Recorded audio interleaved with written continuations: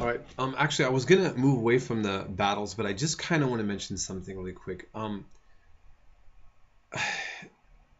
Without bogging you down with a whole lot of information, I want you to understand that in Islam, the Quran. I want to talk a little bit about the Quran. These revelations that the Prophet gets are going to eventually be put together, not in chronological order, and not put into context of the times.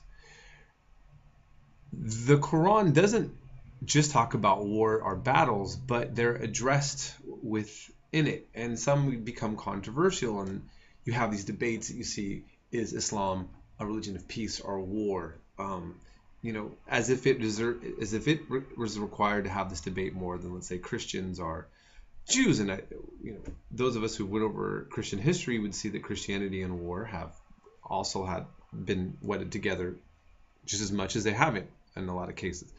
And so in Islamic theology, I can explain this more if you want to later, but there is a debate, just like within Christianity, if a particular verse was meant to take place just to something time specific or has a universal application. So, for example, there's war passages in the Old Testament for the Christians that modern Christians don't apply because they consider that to be the Old Testament, a different time and place, and that God's kind of reoriented things. And then there's other passages in the Old Testament that they still consider to be divinely inspired and appropriate for modern behavior in their own faith. This is a debate. So sometimes there's things in the Quran that specifically deal with Christians and Jews, just for example, that are specifically dealing with tribes and these battles that are taking place.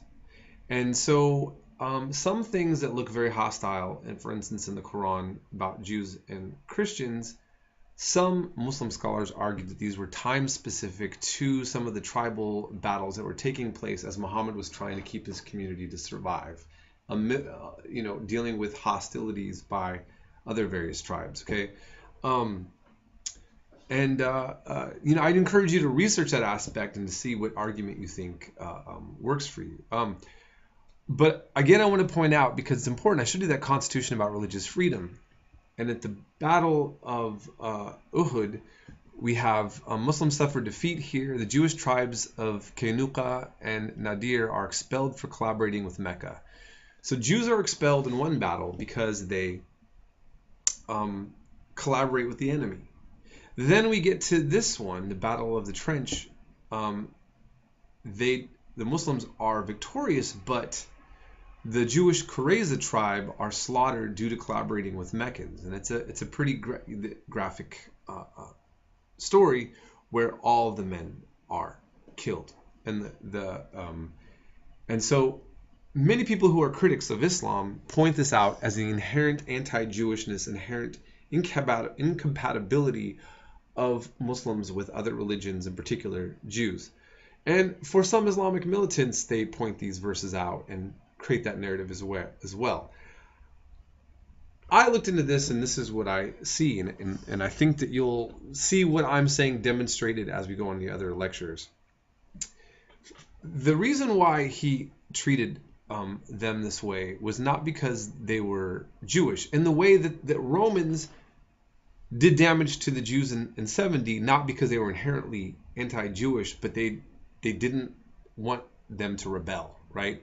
The Jews were having a rebellion against Rome, and so Rome abused the Jews, but it wasn't necessarily like anti-Semitism in the way that Hitler had like a total agenda to eradicate all Jews. In this specific case, the Jewish tribes may have rightly thought that in the middle of all this tribal warfare that Muhammad was maybe going to lose, that they, everybody, all these different tribes are strategizing in the middle of all these battles, which side should I stay on? What's going to happen if the side I'm with wins? What happens if it loses? And, maybe they felt a little threatened by his ideas. For whatever reason, the tribal leaders decided to, so the story goes, collaborate with the enemy. their quote unquote sins for the Muslims at this time was that they collaborated with the enemy, not that they were Jewish per se. And these were tribal laws. Now, I'm not being an apologist for the violence of how these things were handled. I'm just want to point out that I think that the actions against the Jews in this time are not an inherent anti-Semitism within Islam. And later, the history will demonstrate why I think that case can be made. But you can also, though, see how that can be used by critics to kind of look at Islam's relations with other religions differently as well. And there's other factors that are, there's so many things that's going to happen in this history that you can point one way or the other. And I just kind of want to address those and, because especially the times we live in, so that, I'm exposing everybody to the different ways that these things can be looked at. Okay. Now, under Muhammad, Islam spreads very fast. So he goes from, remember, being basically not taken that serious in Mecca, kind of mocked, persecuted, and then he goes up into Medina. He gets some serious authority. There's some more conflicts between him and the tribes, and some losses, some victories, and then ultimately he's going to win, and it's going to just spread like wildfire. The Arabs have been relatively contained in here for all this time. And then what's going to happen? Look at the time here. It's under Muhammad, and then shortly after, Islam is just going to shock the world. Its presence is going to be felt fast. Okay, and there's a lot of reasons why we can interpret that, which I'll cover more as we go into it. Now, I'll cover that more later. So then what is Islam and its teachings? It's in its basic core elements. So there's 5 pillars that are considered essential to Islam. 1, the oneness of God, and the finality of the prophethood of Muhammad. So the Muslims say there is no God but the God, and Muhammad is God's prophet. And that's what you would say in front of Muslims. You'll be converted, especially if you say it in Arabic. Okay, that's all it takes. You have several witnesses, and you say there's no God but the God, Muhammad's God's prophet and his messenger, and that's it. And the belief is that you believe that in Jesus and these other prophets, but then it ends with Muhammad. So there's no more. Okay. So when Joseph Smith comes from Mormons or any other leaders after the Baha'i faith, whatever, anything that comes after, no. They said he's the seal of the prophet. Okay. There's the establishment of daily prayers 5 times towards Mecca. By the way, it's not explicit in the Quran. It's in the sayings of the Prophet Muhammad, which are called the hadiths. And hopefully I'll have time to explain a little bit about the different places in which Islamic practice and ideas come from beyond just the Quran itself. There's a concern for almsgiving to the needy. There's the zakat, the tax. Okay, self-purification through fasting, saum during Ramadan. Okay. And then if you are physically and economically capable, you should make at least 1 pilgrimage to Hajj in Mecca in your lifetime. So these are like the 5 pillars of Islam, of practice. Okay? And then there are 6 articles of belief. A Muslim must believe in the oneness of God. And I mean total oneness. There's no son of God. There's nothing to compare him to. Just one God. Okay? Belief in the existence of angels, faith in the revelations of God. These include the Quran, Torah, and Gospels.